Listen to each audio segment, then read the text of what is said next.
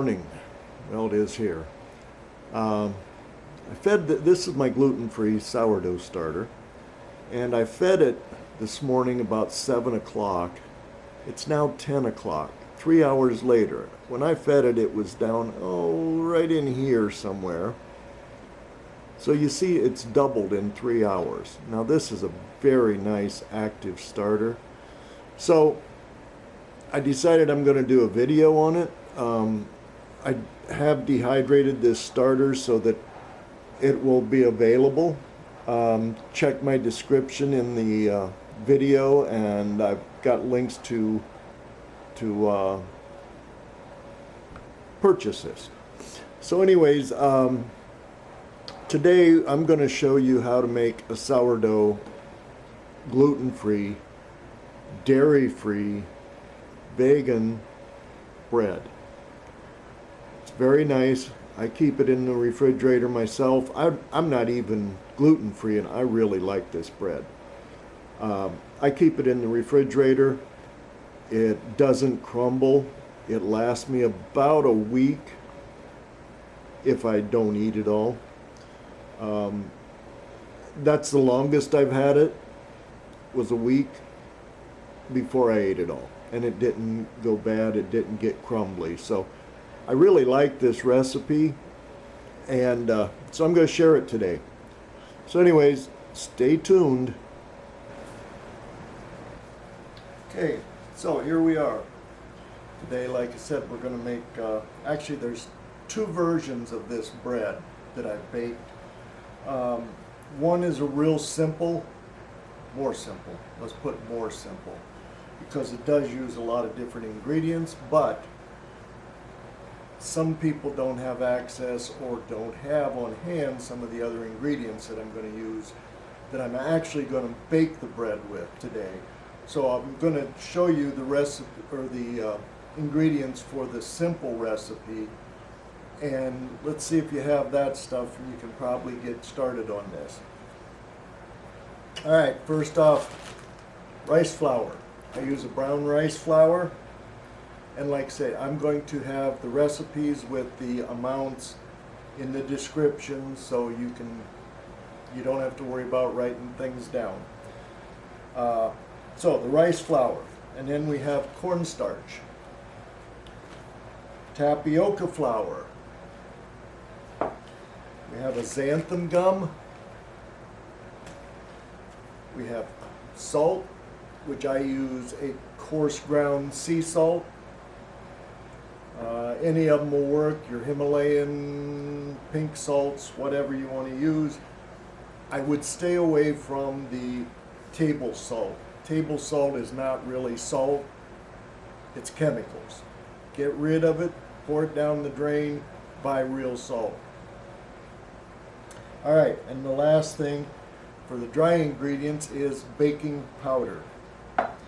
Alright, so what you do with that, you take all your measurements, put them into your mixing bowl, and then you add your wet ingredients, which is 3 eggs, room temperature.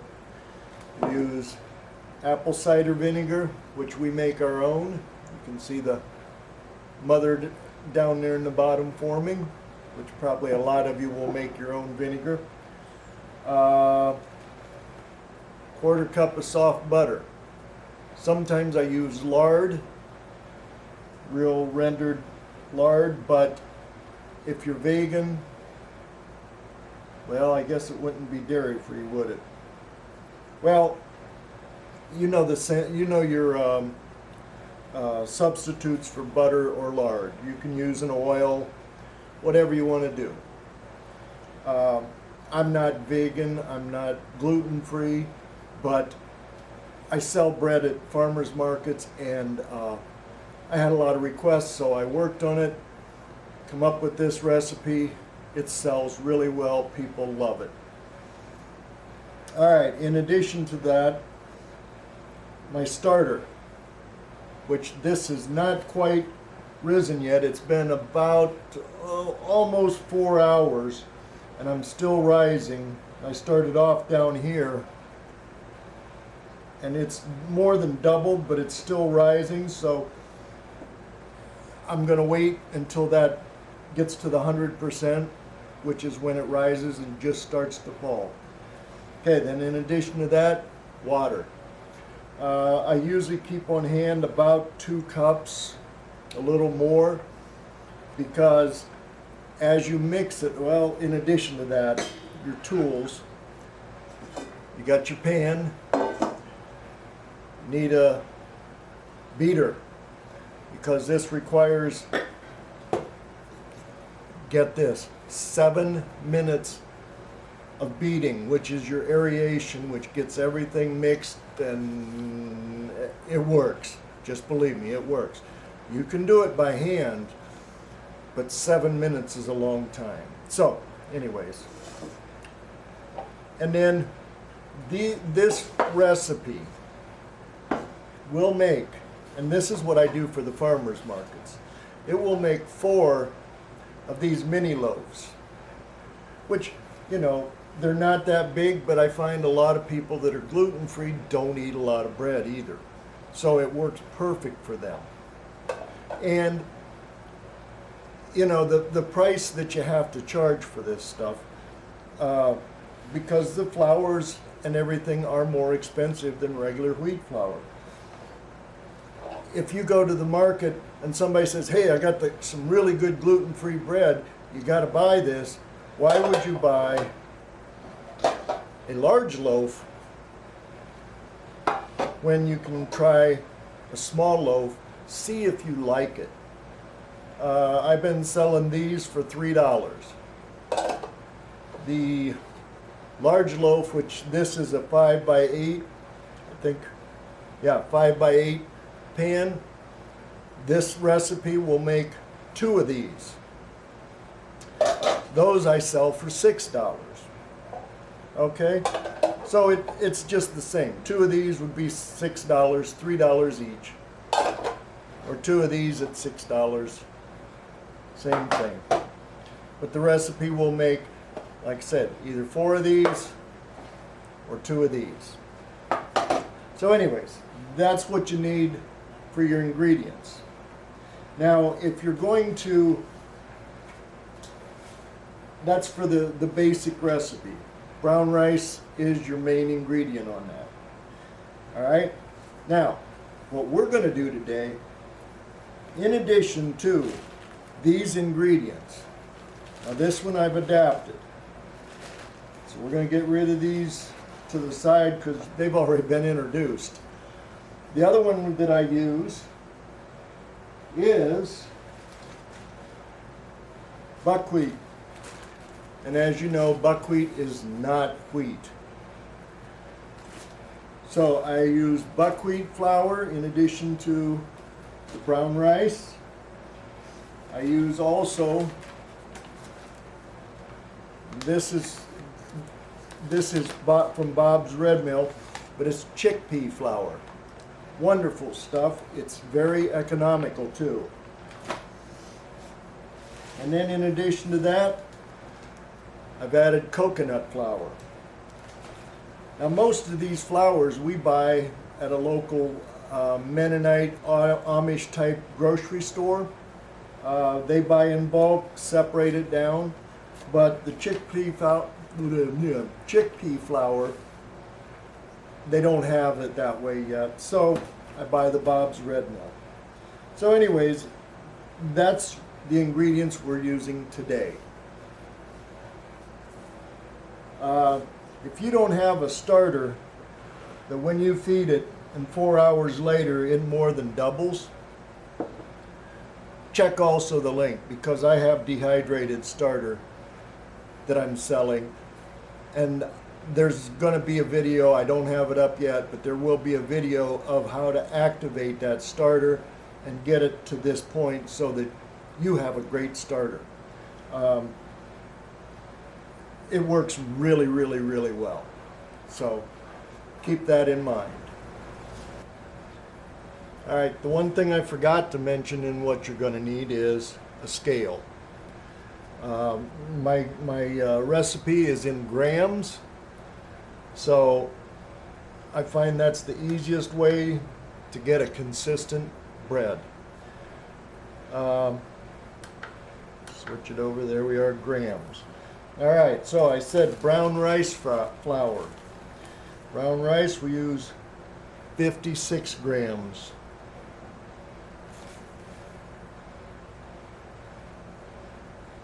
Whoops. It's amazing how little this stuff is. There's 56 grams of brown rice. We zero it out. Next thing is buckwheat. Buckwheat flour is a little heavier for the amount, so we go 58 grams on that.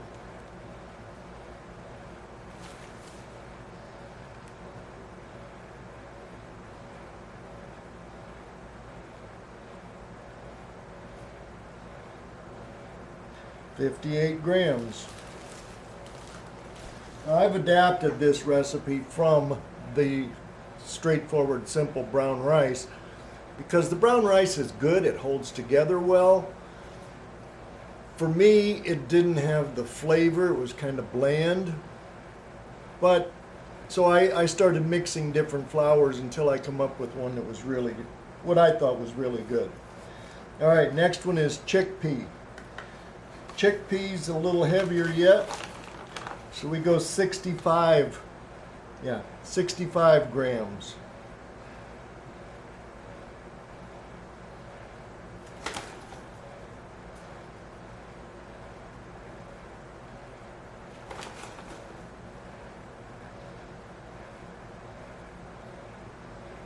There's 61, 65 on the money. All right, coconut flour. Make sure I get these in the right order. Coconut flour is 58 grams.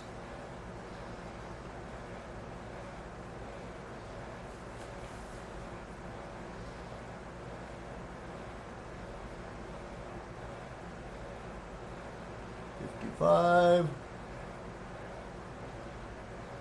Come on. 56, 57, and 58. All right. Coconut flour. Tapioca flour is next. And that one is 48 grams.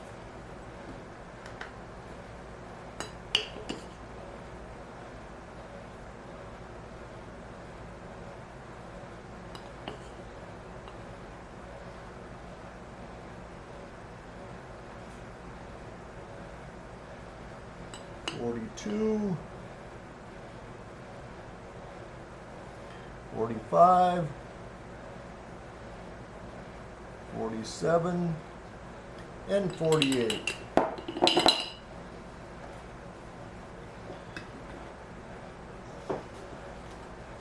Okay, cornstarch.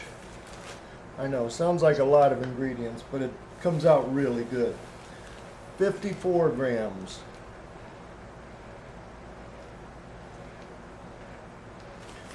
47 and 54 right on.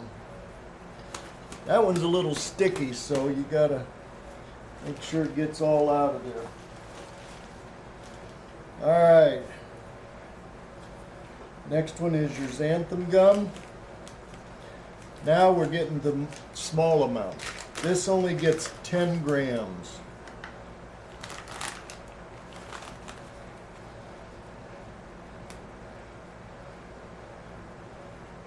Come on. Uh-oh.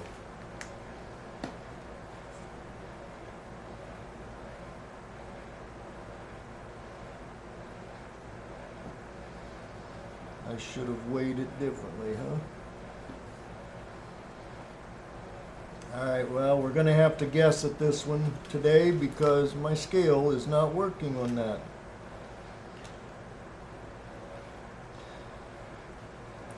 I know it doesn't take much, so that one's going to be by the seat of my pants today. Okay, salt. Let's zero it back out again and see if it'll take the salt. Salt, I put 8 grams in. Yep, there it goes. Whoops, it's got 12. Well, my other recipe calls for 12, so 12 is good. Baking powder is also 12 grams.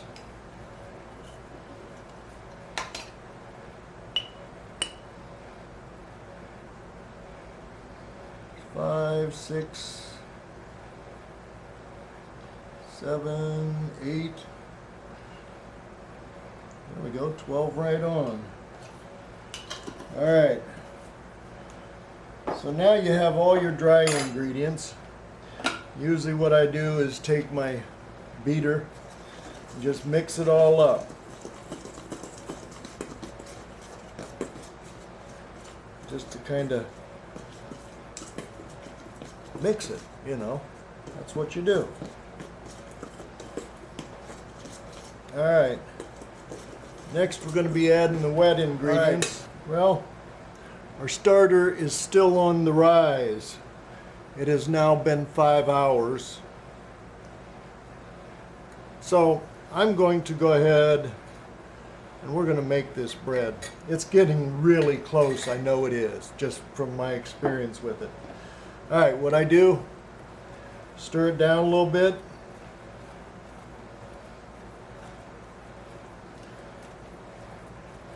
Okay.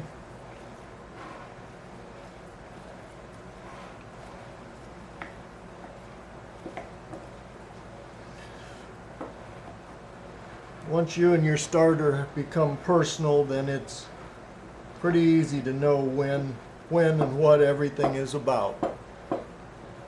You know, it talks to you, you talk to it. People call you crazy. But if you got a starter, for this recipe, we use 1 cup of active starter.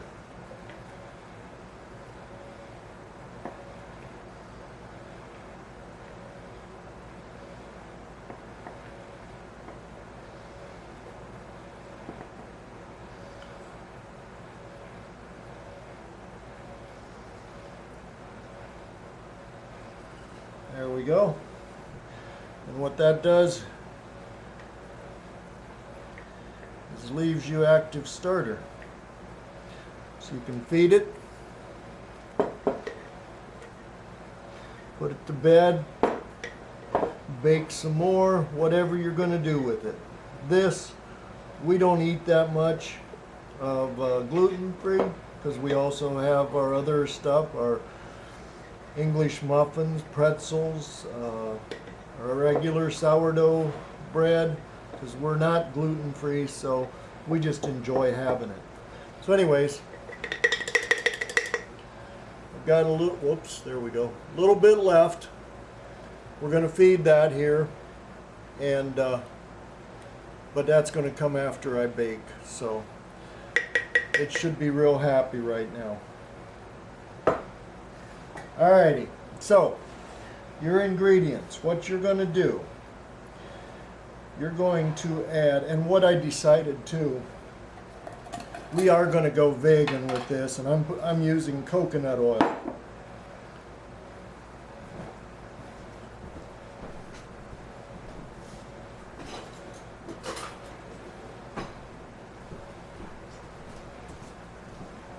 I know I mentioned before about butter, but I also said I wanted to go vegan with it. So that's what we're going to do. I got my scale here. Let's move it over so you can see what's going on. It really don't matter whether you see the scale or not. All right, it takes 54 grams of oil in this recipe. There's 20, 35, whoop. 50, whoa, 56. Well, I'm going to call that good at 56, rather than try to dig that out of there. if you know what I mean. Alrighty, so you got your oil. We want 3 eggs. These are farm fresh eggs.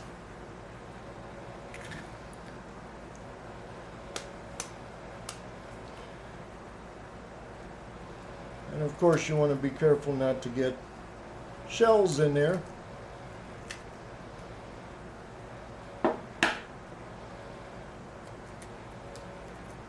But if you've had as many years cracking eggs as I have, shells are not a big deal. Alrighty, so we've got our eggs, we've got our oil. Now we want a little apple cider vinegar. And then I do mean a little. It calls for 1 teaspoon. Don't really know what it does to the recipe, but it's the way I've got it. I've adapted it down to that, so we're good, ready to go. All right, now what I do now is take that mixture, which we really don't need that anymore. I take the mixture with just those ingredients.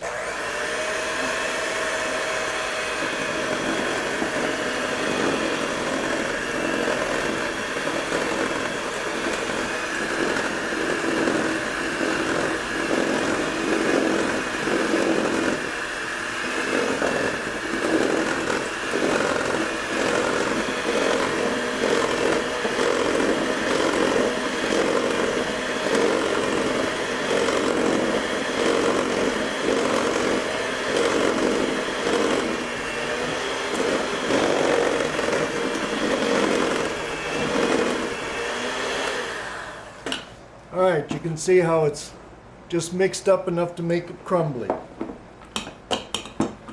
Alright, so now we're going to add our starter, our 1 cup of starter.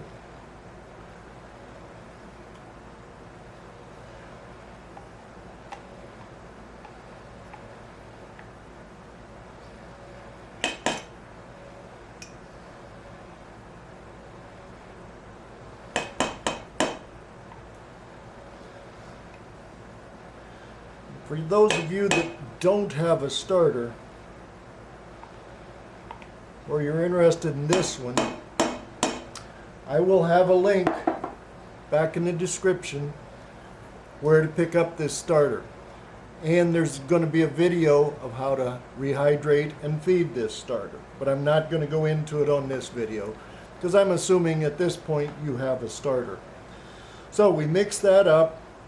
And then we start adding water. Your water, it's a variable.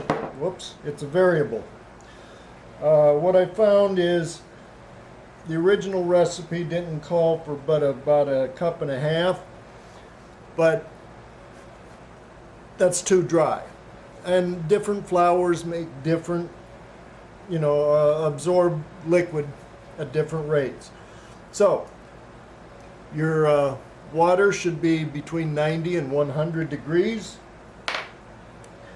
And I know that in this recipe, it takes about 2 cups to do it. And the way I tell, I'll show you how I tell how much it takes.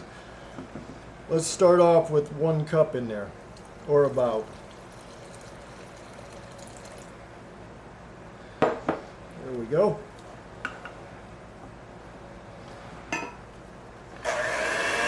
You want to mix it on low.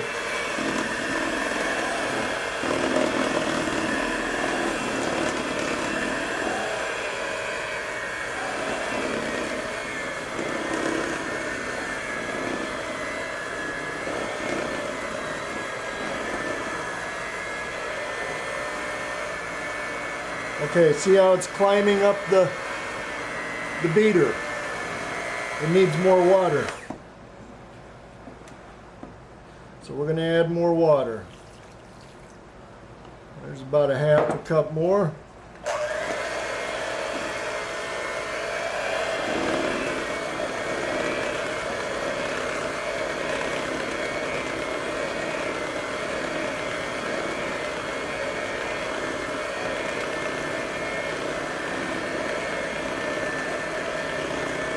There you see it, it's wanting to climb again, so we're going to add a little more. It'll climb just a bit, but you don't want it to come up and wrap around the whole thing.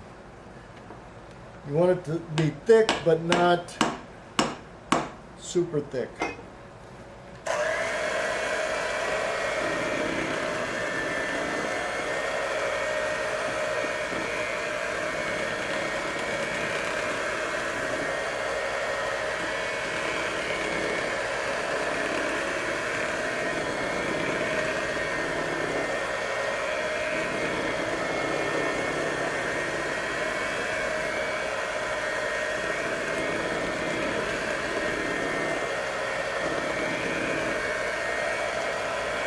We put about 2 cups of water in there.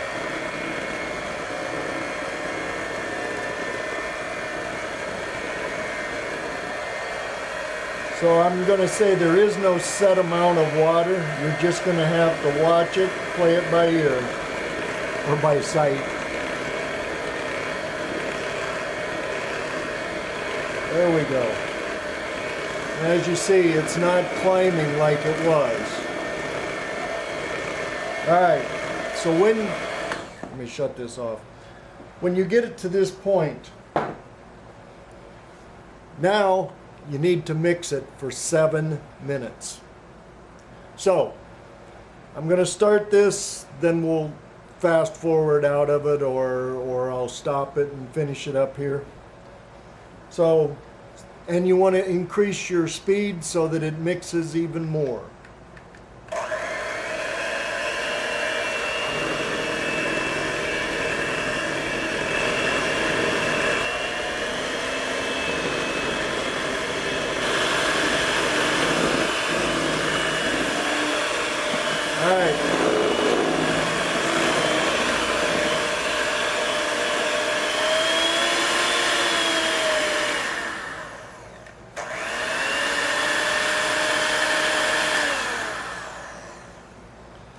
Okay, we're at the end of 7 minutes, and you can see it's similar to a cake batter, only it's a little fluffier. I guess that's why it's 7 minutes. So anyways, now it's time to pour them in the pan. And watch them rise.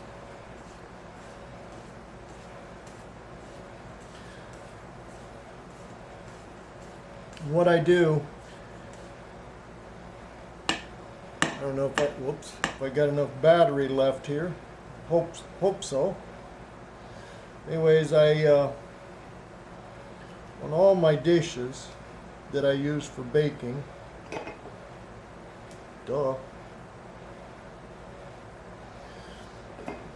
I have underneath on the bottom written in marker the weight. So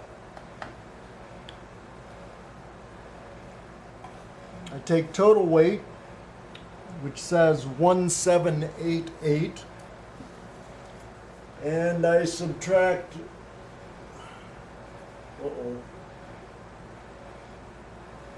that one is 381. So 1788 minus the 381. Okay, so what that makes is a total of 1407. Now we're going to make 2 loaves, so we want to divide that 1407 by 2, which gives me you probably can't read it, 703.5. So let's put 700 in each one. 700 grams. Okay, you zero out your pan, and we're going to 700.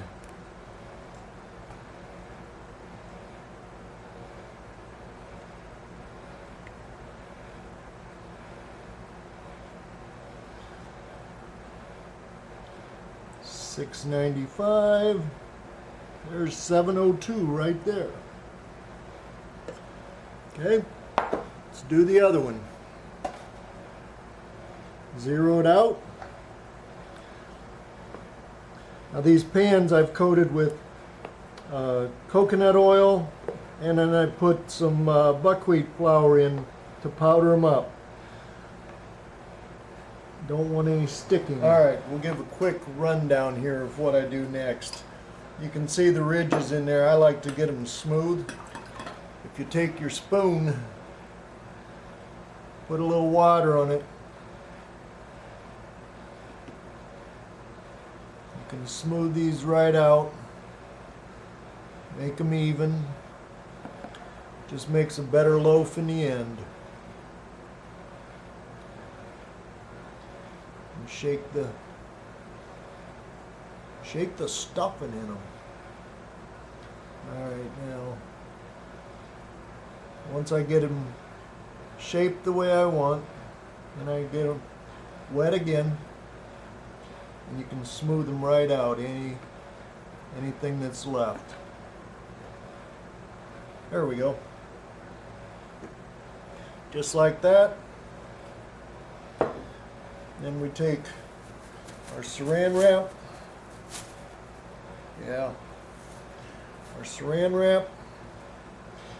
Cover them. And these will sit about 4 hours before we move on. So, what you want to do, cover them, put them in a warmish spot, and watch them. They'll rise right up to the top. When they get up there, they'll either touch the saran wrap or be right there. When that happens, that's when you put them in the refrigerator for the night.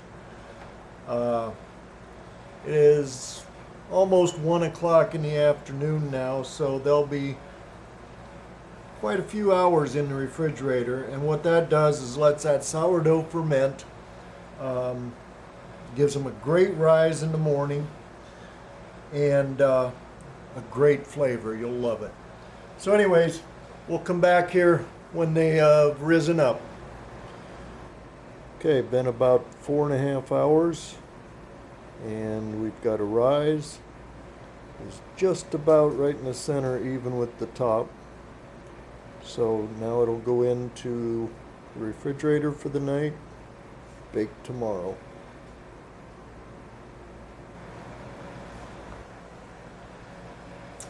Okay, good morning.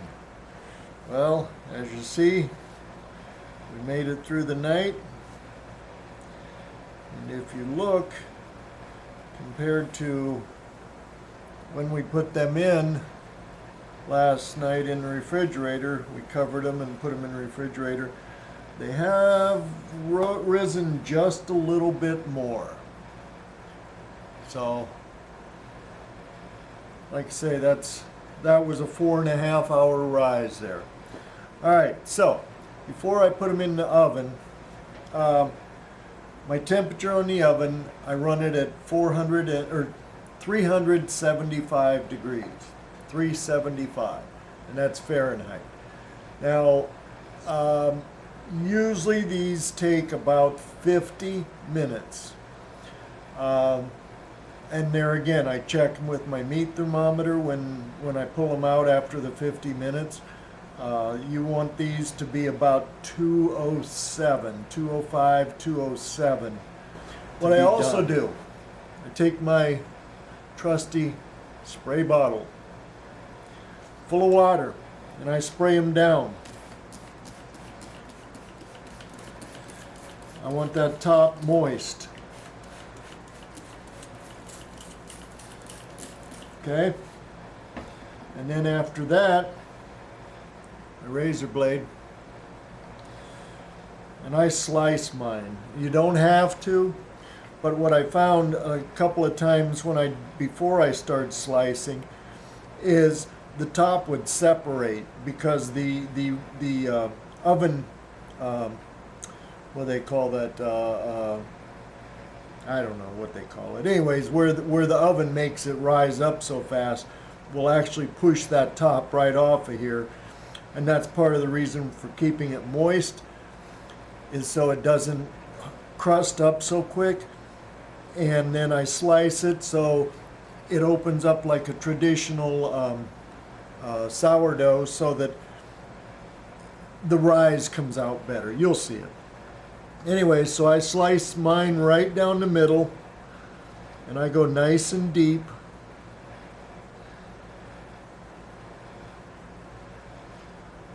Just like that.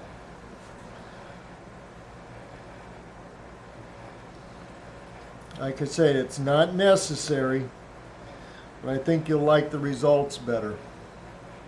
All right, so there we are. Now we're going into the oven, 375 for 50 minutes. And there we are.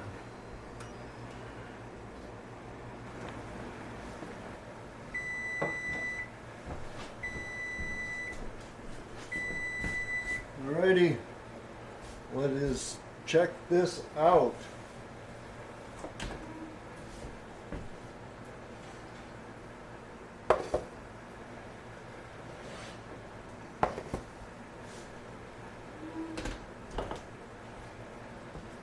Well, looks like I didn't get much of an oven spring out of this time, but it'll still be good. Let's see where we're at here.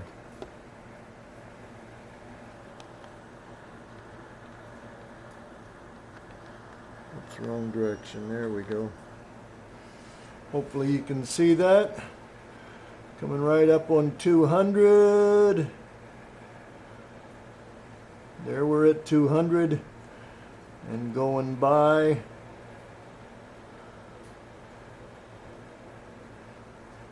Now there's at least 204, so I'm going to call that good. All right, we'll let them cool down, and then we'll slice one up and see what she looks like for you.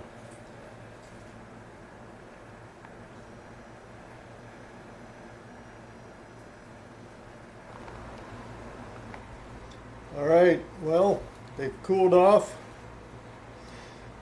Like I said, I didn't get a lot of spring off of the, the rise from the oven, but sometimes you do, sometimes you don't. Could be the day. All right, let's slice them down and see what it looks like inside. You'll notice there's not a lot of crumb coming off of that. Okay. There we go. Not bad for a loaf of gluten-free bread, is it? Let me slice off a piece and show you how nice and stiff this is. I'm cutting about maybe a ½ inch, more like a 3/8 inch piece, which is about where I like them.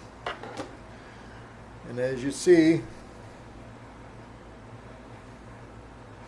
okay, I'm going to push on it. We'll see if it. Yeah, there it's. I mean, look how far I am. Whoops! Look how far I am there before it really starts to break. I'm almost at a 90-degree before it breaks. I'll tell you, folks, that's a good piece of gluten-free bread. And it's good too.